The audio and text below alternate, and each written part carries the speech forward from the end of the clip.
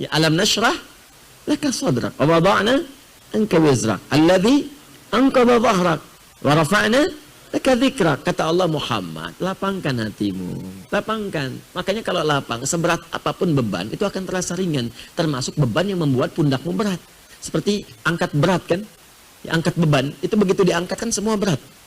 Ya, dari kepala. Makanya ketika barbelnya diangkat, wajahnya merah. Ya kan? Kakinya jitan, tangannya susah, semua berat. Itu dilukiskan kata Quran, ada orang yang akan menanggung beban kehidupan saking beratnya, dari kepala pusing sampai kaki lunglai. Tapi kalau hatinya lapang, itu akan terasa ringan. Ringan.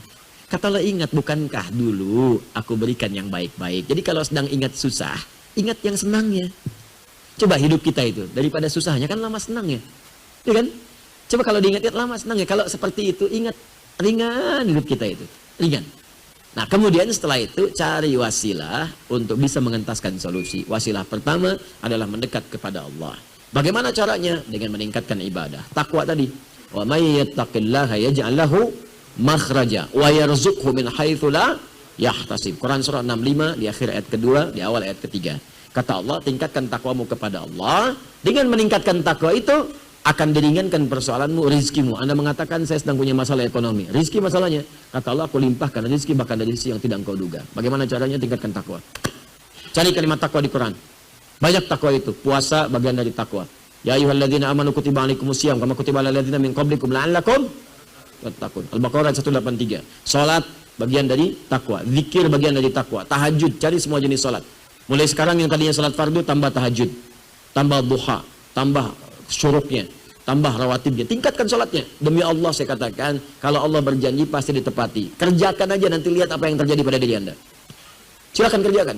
Sholawat itu bagian dari takwa. Sholawat.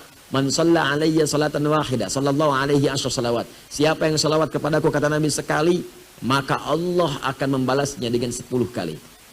Ya. Sholawat pada Nabi, memuji Nabi, muliakan Nabi. Sholawat itu tanpa putus. Maksudnya kalaupun nabinya wafat, salawat tetap terjadi. Makanya dalam salat kita salawat. Silakan dalam salat kan salawat kan? Allahumma sholli ala Muhammad wa ala ali Muhammad. Itu salawat. Jadi ketika kita sedang bersalawat, Allah berikan salawat. Salawat kita kepada Nabi itu beda dengan salawat Allah kepada kita. Awas, salawat maknanya dari Allah itu, salawat dari Allah maknanya satu, bisa ampunan dosa. Kedua, pemberian rahmat. Ketiga, pengabulan doa. Di orang yang banyak salawat, salawat Muhammad, Muhammad. Dalam hidupnya banyak salawat, itu oleh Allah akan diberikan kemudian penjagaan. Ya, diampuni dosa artinya dijaga dari maksiat, diberikan rahmat, dijaga dari yang mengganggu. Ahli salawat. Makanya itu bagian dari wasilah. Quran surah ke-5 ayat 35. Ya ayyuhalladzina amanu ittaqullah. Ya orang-orang beriman bertakwa kepada Allah, wabtaghu ilaihil wasilah. Cari wasilah, tawassul untuk mengentaskan persoalanmu. Dengan doa, dengan sholawat, dengan sholat, dengan macam-macam. Dan sholawat itu jamak dari kata sholat. Jamak dari kata sholat. Makanya saat Anda haji ada bus sholawat, bis sholawat. Bis sholawat itu jamak dari kata sholat. Maksudnya bis yang mengantarkan Anda untuk sholat ke Masjidil Haram. Bukan bisnya sholawat. Masuk situ bisnya sholawat. Allahumma sholli ala sayyidina Muhammad. Bukan. Ngantarin Anda sholat. Ya, jelas ya? Jadi kalau Anda ingin sholawat silakan. Ya, kemudian setelah itu sholat. Sholatnya kalau bisa jamaah ke masjid, cari, terus kenalan dengan teman-teman, ya diskusi, mungkin di situ akan bertemu dengan solusi Anda, insya Allah. Kami berdoa semoga Allah memuliakan Anda dan memberikan kemudahan dalam persoalan Anda, insya Allah.